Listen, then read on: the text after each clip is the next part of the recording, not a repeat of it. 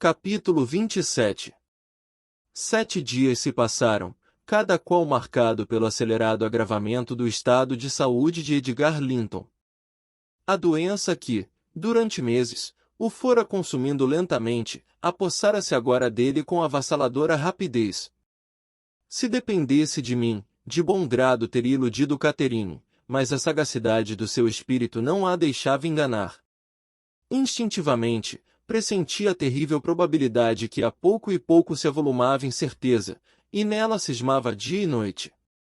Quando chegou a quinta-feira, não teve coragem para mencionar o passeio a cavalo, fui eu a fazê-lo e a obter permissão para nossa saída, o quarto do pai e a biblioteca, onde ele passava os breves momentos que lhe era possível estar a pé, eram agora todo o mundo de Catherine.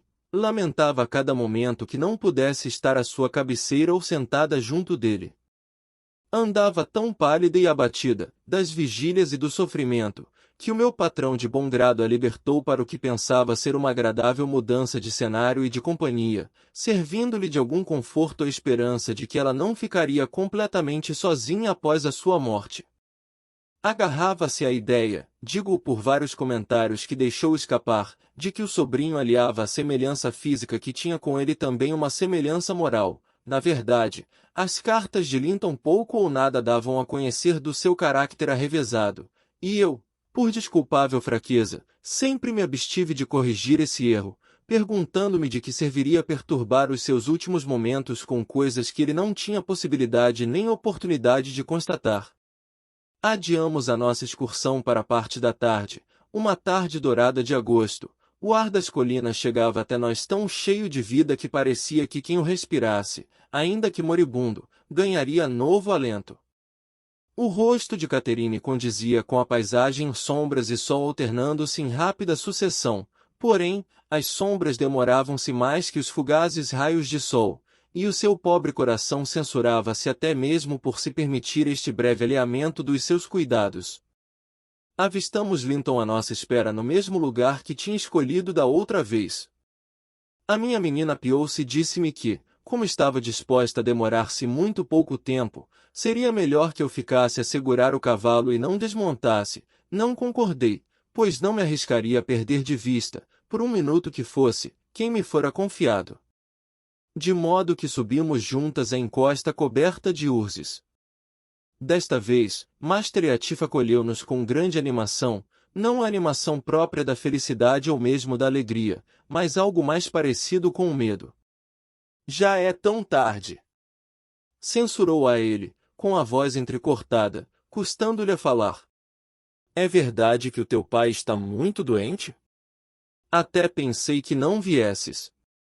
Por que não és sincero? Exclamou Catherine, engolindo a sua saudação. Por que não dizes de uma vez que não me queres? É estranho, Linton, que pela segunda vez me tivesse chamado aqui propositadamente sem outra razão, ao que parece, que há de nos atormentarmos um ao outro. Linton estremeceu e lançou-lhe um olhar meio suplicante, meio envergonhado, mas a prima não estava com paciência para tolerar um comportamento tão enigmático. O meu pai está muito doente, continuou. Por que razão me fizeste sair do seu lado? Por que não me desobrigaste da minha promessa, quando o teu desejo era que eu não a cumprisse? Vá, exige uma explicação. Não estou com cabeça para brincadeiras ou frivolidades, nem hoje estou com disposição para aturar os teus caprichos. Os meus caprichos! Murmurou, e quais são eles? Por amor de Deus, Catherine, não fiques tão zangada. Despreza-me quanto queiras, sou um desgraçado, um inútil e um cobarde. Todo desdém será pouco. Mas sou demasiado insignificante para tanta fúria. Odeia o meu pai e limita-te a desprezar-me. Só dizes disparates. Repontou Catherine furiosa.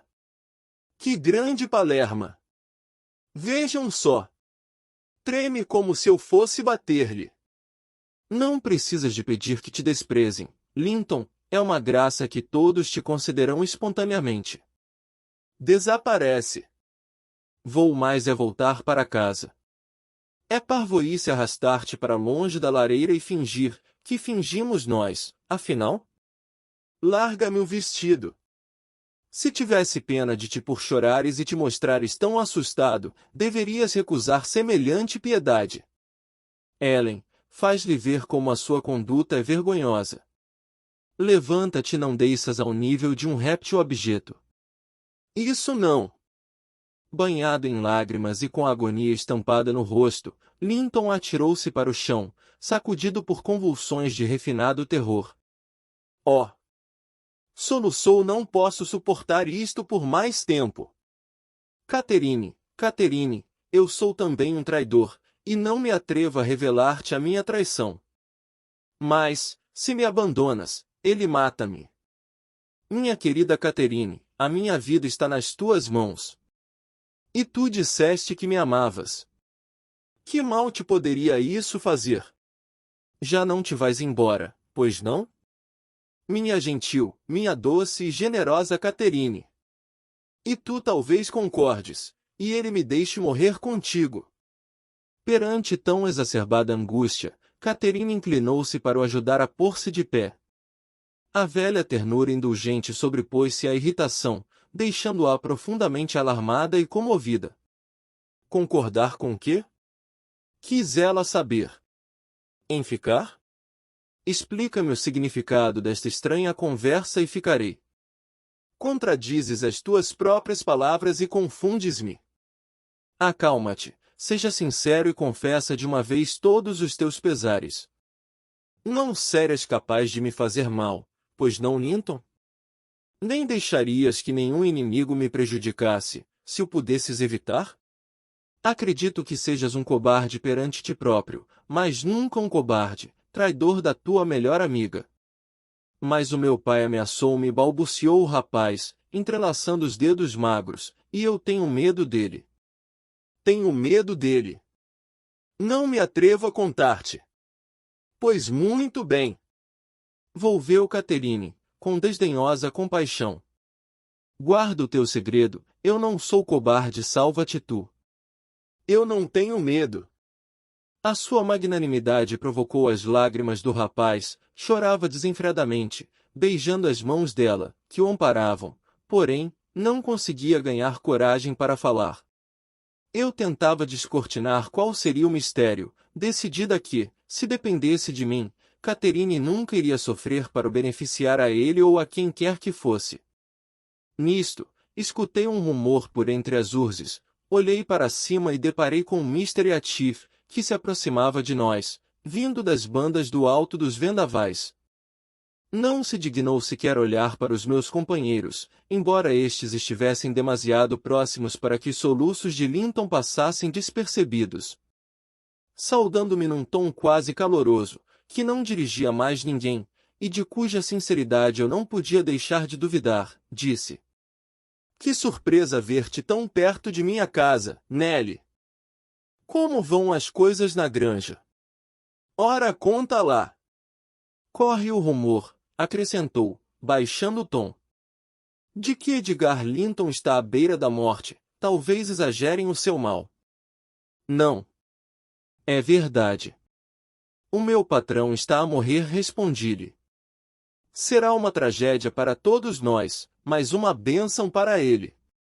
Quanto tempo achas que pode durar? Perguntou. Francamente, não sei, repliquei. Se faço a pergunta, continuou, olhando para os dois jovens, imóveis sob o seu olhar, Linton parecia não ousar mover-se ou levantar a cabeça sequer e, por sua causa, Catherine também não podia mexer-se. É porque este rapaz parece disposto a contrariar-me e convinha-me que o seu tio se fosse antes dele. Então, este Palerma tem se portado sempre assim? Mas eu já lhe dei uma boa ensinadela por causa das suas choradeiras. Ele mostra-se geralmente animado com Miss Linnell? Animado? Não, senhor, pelo contrário, está sempre muito abatido, respondi. Basta olhar para ele para se ver que, em vez de andar a vaguear pelos montes com a namorada, devia estar na cama, nas mãos de um médico. Para lá há de ir, daqui a um dia ou dois, murmurou Eatif. Mas antes... Levanta-te, Linton! Levanta-te! Gritou-lhe. Não te rojes no chão. Levanta-te imediatamente. Linton afundou-se novamente num paroxismo de terror incontrolável, causado pelo olhar do pai, creio eu. Nenhuma outra coisa poderia provocar semelhante humilhação. Fez várias tentativas para obedecer, mas a sua pouca resistência estava de momento aniquilada e voltou a tombar com um gemido. Mr. Atif avançou para ele e ergueu-o, encostando-o a um montículo relvado. Agora é que me vou zangar! Vociferou com contida ferocidade. E se não dominares essa fraqueza de espírito? Maldito sejas! Levanta-te imediatamente! Eu levanto-me, papa! Ofegou Linton. Mas deixe-me em paz, senão desmaio. Juro que cumpri as suas ordens. Catherine, dá-me a tua mão. Apoia-te na minha, disse-lhe o pai, e põe-te de pé. Pronto. Apoia-te no braço da tua prima, isso, olha para ela. A menina há de pensar, Miss Linton, que sou o próprio diabo para provocar semblante terror. Seja gentil e acompanhe-o até casa, sim? Todo ele treme se lhe toco. Linton, querido. Sussurrou Catherine. Eu não posso ir contigo até ao alto dos vendavais. O Papa proibiu-me. O teu pai não te vai maltratar, de que tens tanto medo? Não posso voltar àquela casa, explicou o rapaz. Não posso voltar a entrar naquela casa sem ti. Acaba já com isso, gritou-lhe o pai. Respeitemos os escrúpulos filiais de Catherine. Nelly, leva-o para casa, que eu vou, sem demora, seguir o teu conselho e chamar o médico. Pois faz o senhor muito bem, respondi, mas é minha obrigação ficar com a minha patroa. Cuidar do seu filho não é tarefa minha. Já sei que és muito teimosa. Resmungou Eatif. Não me digas que vou ter de dar um beliscão no menino e pô-lo a gritar para despertar a tua caridade. Vamos lá, herói. Estás disposto a voltar escoltado por mim? Aproximou-se dele outra vez e esboçou o gesto de agarrar a frágil criatura, mas, recuando, Linton agarrou-se à prima e implorou-lhe que o acompanhasse, com uma impertinência que não admitia recusa. Por mais que discordasse, eu não podia impedi-la. Na verdade, como poderia ela recusar-se? Não conseguíamos descortinar o que o enchia de pavor, mas ele ali estava, e tão impotente que a mais pequena contrariedade parecia capaz de o levar à loucura. Quando chegamos à porta, Catherine entrou e eu fiquei à espera cá fora até que ela amparasse o inválido até uma cadeira e voltasse a sair, mas Mr. Atif empurrou-me para dentro, dizendo: A minha casa não está empestada, Nelly, e hoje sinto-me muito hospitaleiro, senta-te e deixa-me fechar a porta. Fechou a porta e trancou-a logo de seguida. Estremeci. Vão tomar chá antes de voltarem para casa, acrescentou. Estou sozinho. O Areton foi levar umas cabeças de gado aos leis, e a Zila e o Joseph saíram para gozar um dia de folga. E, apesar de estar acostumado a ficar sozinho, quando posso, prefiro ter uma companhia interessante. Miss Linton, sente-se ao lado dele. Dou-lhe aquilo que tenho, não é que o presente valha muito, mas é tudo o que tenho para lhe oferecer. Estou a falar do Linton. Como ela me olha fixamente! É estranho o sentimento selvagem que me despertam todos os que parecem ter medo de mim. Se tivesse nascido num lugar onde as leis fossem menos severas e os gostos menos delicados, passaria uma noite bem divertida com a lenta dissecação daqueles dois. Respirou fundo, deu um murro na mesa e praguejou para si mesmo: que inferno! Como os odeio! Traz-me outra!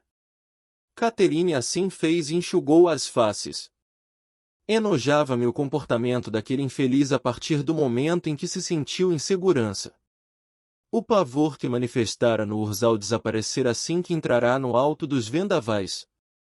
Depreendi que fora ameaçado com os mais terríveis castigos se não conseguisse atrair-nos até ali, e agora, conseguido seu propósito, os medos haviam desaparecido. O meu pai quer que nos casemos, começou ele, depois de beberricar um pouco de chá.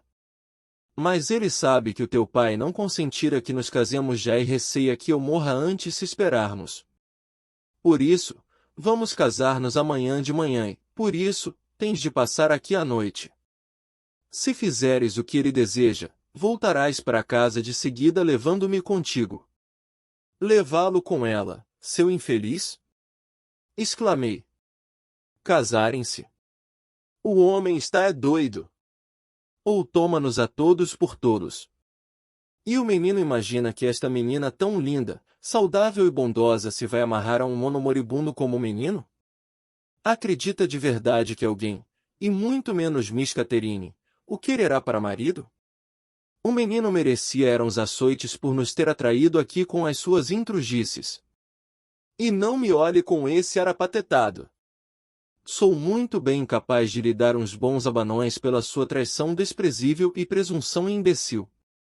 Ainda o sacudi ligeiramente, o que lhe provocou um ataque de tosse e o fez recorrer aos habituais gemidos e prantos, o que me valeu um olhar de censura de Catherine. Ficar aqui toda a noite? Não! Exclamou ela, olhando à sua volta. Ellen, nem que eu tenha de deitar fogo à porta, eu hei de sair daqui. E teria começado a cumprir de pronto essa ameaça, se Linton, alarmado, não se tivesse levantado temendo novamente pela sua segurança, prendendo-a nos seus braços débeis e soluçando. Não me queres salvar, não me queres levar para a granja? Oh, querida Catherine! Não podes ir-te embora e deixar-me aqui. Tens de obedecer ao meu pai, deves obedecer-lhe. Devo obedecer ao meu pai, replicou ela. E poupá-lo a esta angústia cruel toda a noite.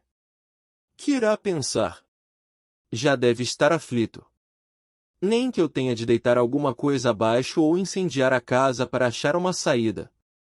Está calado. Tu não corres perigo, mas se me impedires, Linton. Olha que eu amo meu pai mais do que te amo a ti. O terror mortal que a fúria de Mr. e a Tiff nele despertava restituiu ao rapaz a eloquência da cobardia. Catherine estava desnorteada, não obstante, continuava agarrada à ideia de voltar para casa e tentou, por seu turno, convencer o primo a dominar o seu pavor egoísta. Enquanto assim altercavam, reapareceu o nosso carcereiro. Os vossos cavalos fugiram, anunciou. Então, Linton, a choramingar de novo? Que te fez ela? Acaba lá com isso e vai te deitar. Dentro de 1 mês ou 2, meu rapaz, poderás devolver-lhe as tiranias de agora com mãos vigorosas. Anseias pelo amor verdadeiro, nada mais. Ela receber-te-á. Agora, para a cama. A Zila não está cá hoje e terás de te despir sozinho. Caluda! Não quero caramunhas. Assim que estiveres no teu quarto, não te incomodarei mais e já não precisas de ter medo. Por sorte, portaste-te menos mal. Agora eu trato do resto. Proferiu estas palavras, segurando a porta para o filho passar, este saiu, como um cachorro que desconfiasse que o propósito do dono naquele instante era esborrachá-lo. A porta foi de novo trancada.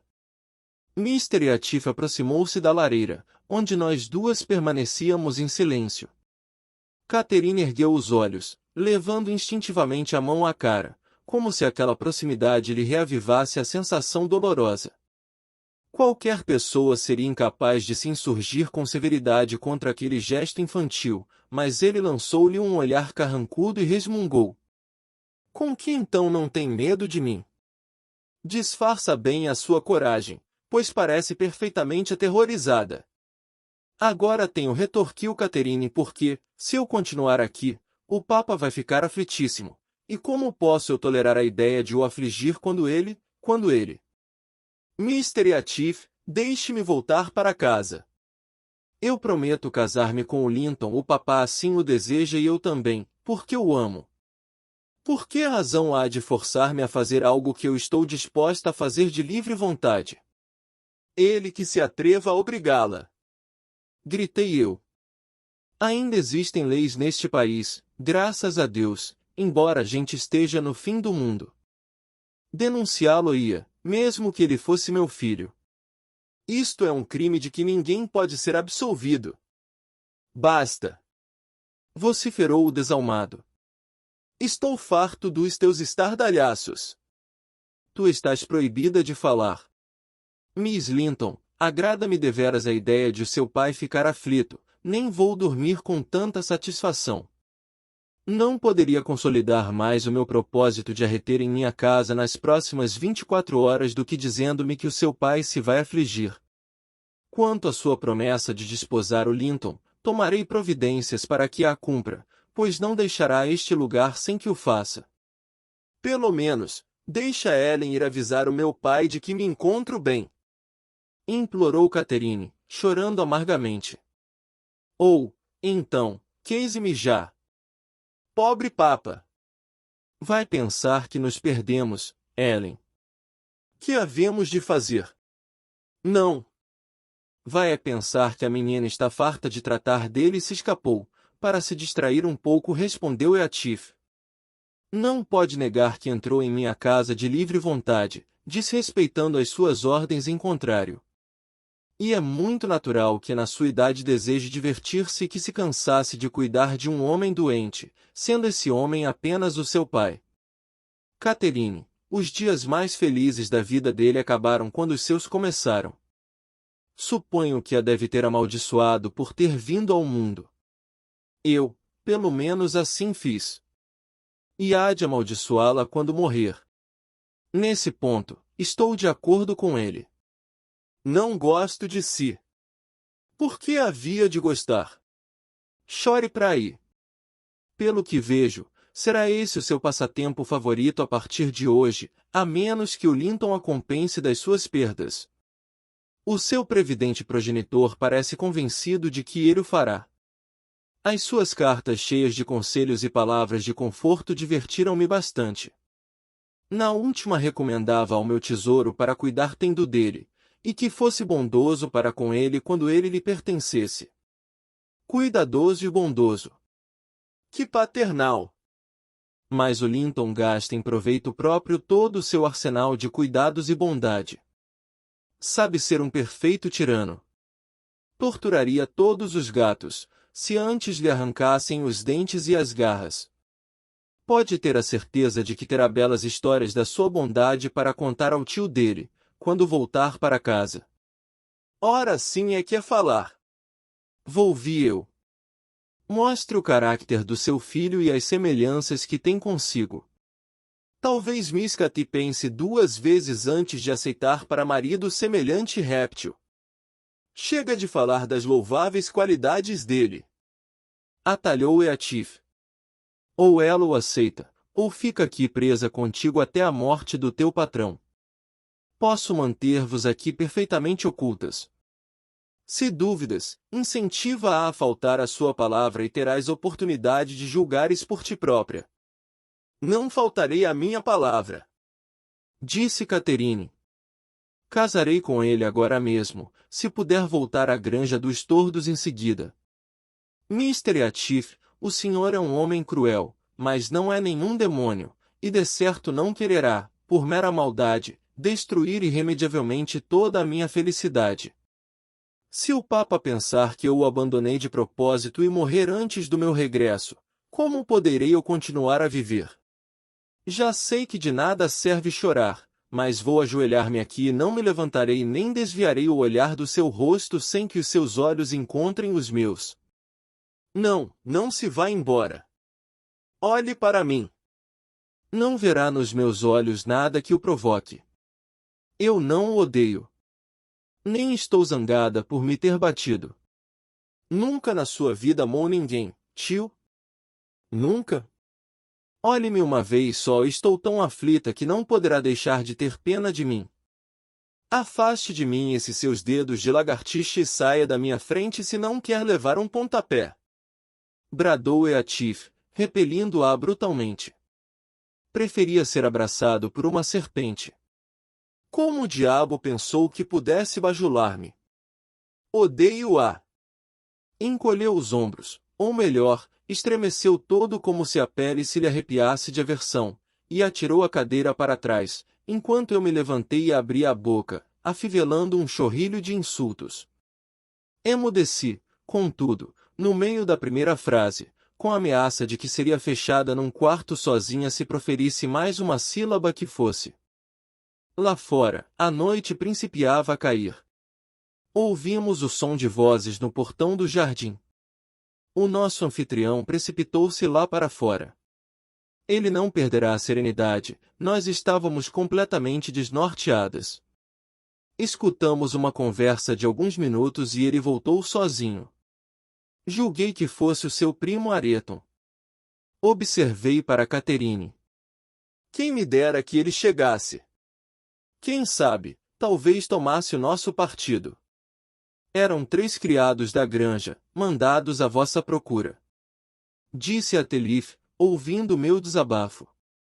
Deverias ter aberto uma janela e gritado, mas podia jurar que a pequena está contente por não o teres feito. Estou certo de que se sente feliz por ser obrigada a ficar. Ao sabermos da oportunidade que havíamos perdido, demos largas ao nosso desgosto. Ele deixou-nos chorar à vontade até às 9 horas, depois, ordenou-nos que subíssemos pela escada da cozinha até ao quarto da Zila. Segredei à minha companheira que obedecesse, talvez conseguíssemos fugir pela janela ou alcançar o sótão e sair pela claraboia. Contudo, a janela era estreita, como as do piso inferior, e ao alçapão do sótão não nos era possível chegar. De modo que continuávamos tão prisioneiras como antes. Nenhuma de nós se deitou. Catherine sentou-se à janela e esperou ansiosa pela manhã. Em resposta às minhas constantes súplicas de que deveria tentar descansar um pouco, deu apenas um profundo suspiro. Eu sentei-me numa cadeira e aí me deixei ficar, balançando para frente e para trás e repreendendo-me severamente pelas muitas transgressões ao meu dever, das quais, como então verifiquei, haviam resultado todos os infortúnios dos meus patrões. Sei agora que não era assim, mas assim se afigurava a minha imaginação, naquela noite triste, de tal forma que cheguei a considerar Mr. Eatif menos culpado do que eu. Ele apareceu às 7 da manhã e perguntou se Miss Linton já se levantara. Ela correu para a porta e respondeu. Sim. Então, vamos lá. Ordenou ele, abrindo a porta e puxando a menina para fora. Levantei-me para acompanhar, mas ele fechou a porta novamente, não fazendo caso das minhas reclamações. Sê paciente. Retorquiu-me. Daqui a pouco mando-te o pequeno almoço. Dei socos na porta e abanei o ferrolho, furiosa. Catherine perguntou por que me encontrava ainda presa, ao que ele respondeu que eu ainda teria de esperar mais umas horas, e afastaram-se. Esperei 2 ou 3 horas, por fim, escutei passos e pude perceber que não eram os de Mr. Eatif. Trouxe-lhe alguma coisa para comer, disse uma voz, pode dar a volta ao puxador. Obedeci de pronto e deparei-me com Areton, carregado de comida para todo o dia. Tome lá, acrescentou, colocando-me o tabuleiro nas mãos. Espera um instantinho, disse eu. Não. Esquivou-se ele, retirando-se, insensível a todas as súplicas com que tentei detê-lo. E ali fiquei fechada todo aquele dia e toda a noite seguinte, e ainda outra e mais outra. 5 noites e 4 dias ali permaneci, sem ver ninguém a não ser o Areton, que aparecia todas as manhãs.